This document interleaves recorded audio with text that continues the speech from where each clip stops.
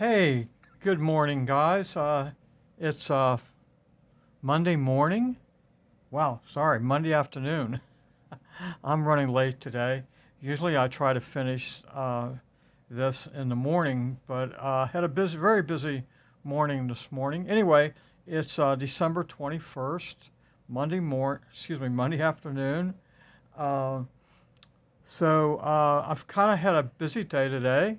Um, I had to be over in Blue Ash for an oil change at 7:30 this morning, so that kind of put me behind uh, time. But as I told you, these videos are in real life, and something happened at the when I was getting my oil change. I'd like to share with you.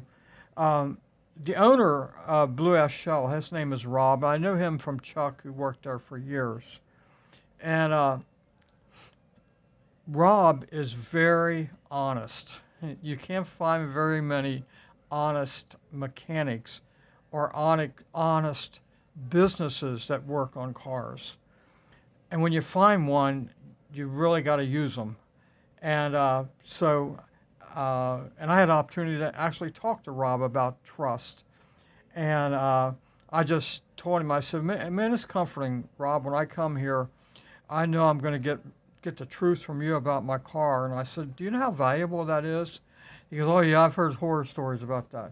And I said, well, it is comforting that you can trust someone. And then later he came out and said, you're going to need some new windshield wipers. And I said, put them on, and because I can trust him. And then he brought me a piece of the windshield that showed a crack in the rubber and how it was torn apart. And he said, I know I don't have to show you this, but I thought I would. And I said, well, yeah, thank you. I understand. Uh, but trust. Hey, guys, that when a person can trust that what you say is truth, that is valuable.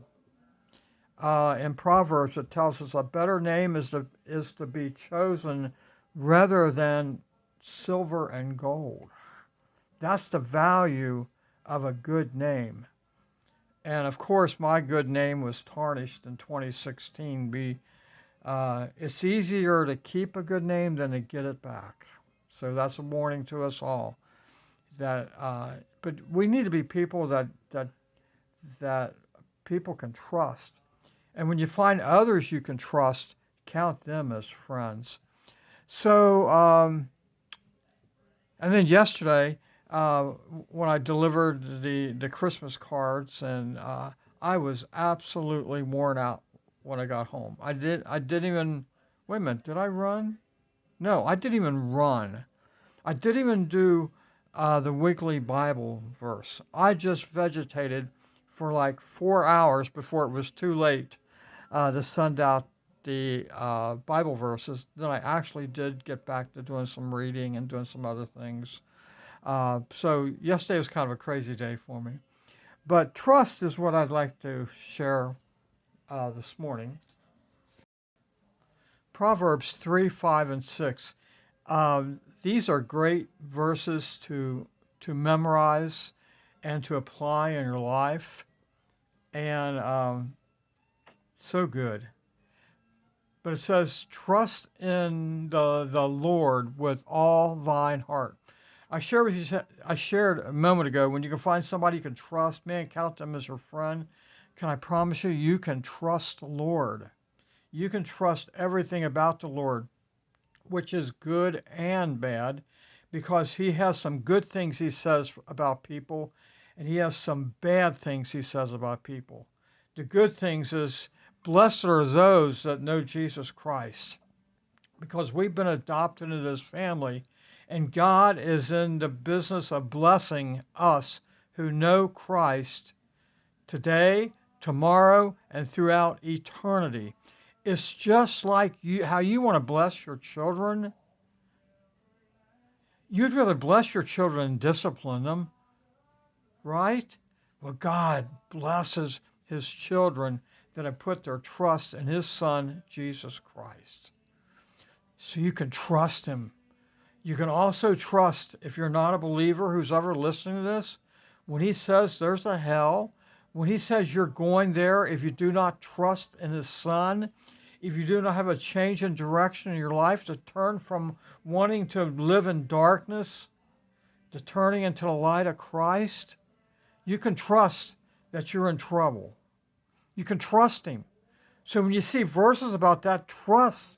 When you see verses of condemnation, trust that and say, I don't want to have any part of that. I want to trust Christ and then receive his blessings. It's only because Satan blinds the eyes that people can't see this. Oh, guys, and who's ever watching this video? But here's the promise. If you will get hungry, if you're starving in this life because this life doesn't seem right, it doesn't seem like good, there's much good anymore.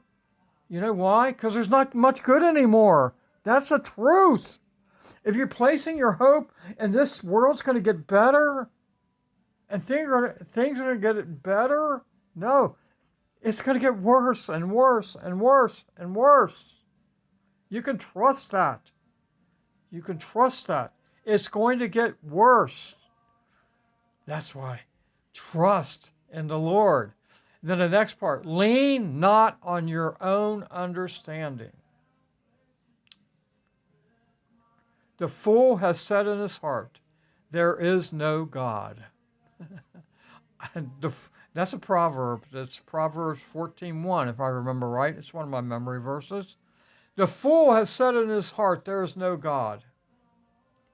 And these type of people are abominable. There's no good in them.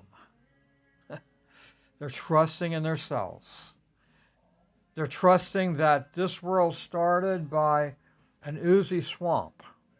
And one cell was formed, and another cell was formed out of that cells, and some cells became kangaroos, some cells became elephants, some cells became humans. Does that make, is there any logic in that? Listen, are people so blinded to actually believe that?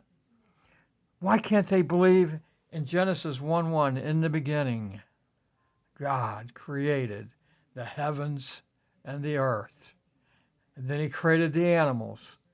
And he created the oceans. He created the rivers. He created the mountains. He created the chickens and the kangaroos. God created.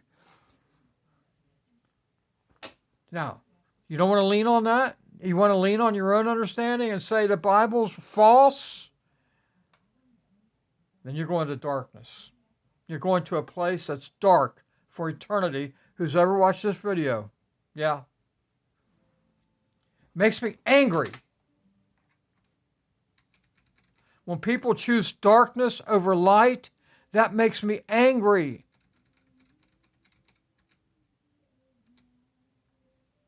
Six.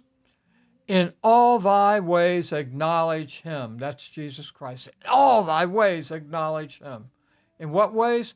All your ways. When you're sad, God, for some reason, I need you more today because I'm down, I'm worried, I'm frustrated. Please, Father, help me. Acknowledging when things are going well. Oh, Father, thank you for the good day today. I can say that yesterday. Thank you for the good day yesterday, Father. I was tired at the end of the day, Father, but thank you for that wonderful church service, Father. Thank you for seeing David after church and talking with David and going to lunch with David, Father. Thank you for that. Thank you for talking to a lady named Jean, Father. Thank you for my visit with her yesterday, Father. Father, thank you for the great message. Thank you for seeing my sons yesterday as I got to drop off Christmas gifts, Father. And I got to see one daughter-in-law. I got to see Jade, Father. Thank you for that, Father. And Father, thank you for the gift of food that Felicia prepared for me that I'm going to heat up in about an hour for lunch, Father. Oh, Father, thank you for all the ways that you bless me, Father. He shall direct your paths. And I'll close on this. I'm going to talk real fast. I used to wonder about that, why there's an S on path. He shall direct your path. I'm thinking there's only two types of path, narrow and broad, and we're on a narrow path to heaven, okay? But really there's a path there's more than one path for you all. because there's a path for you as a father. There's a path for you as a husband, a path for you as an employee, as a neighbor, these kind of things. So he shall direct each of those paths if you do this, if you acknowledge him, if you lean on him, and if you trust him.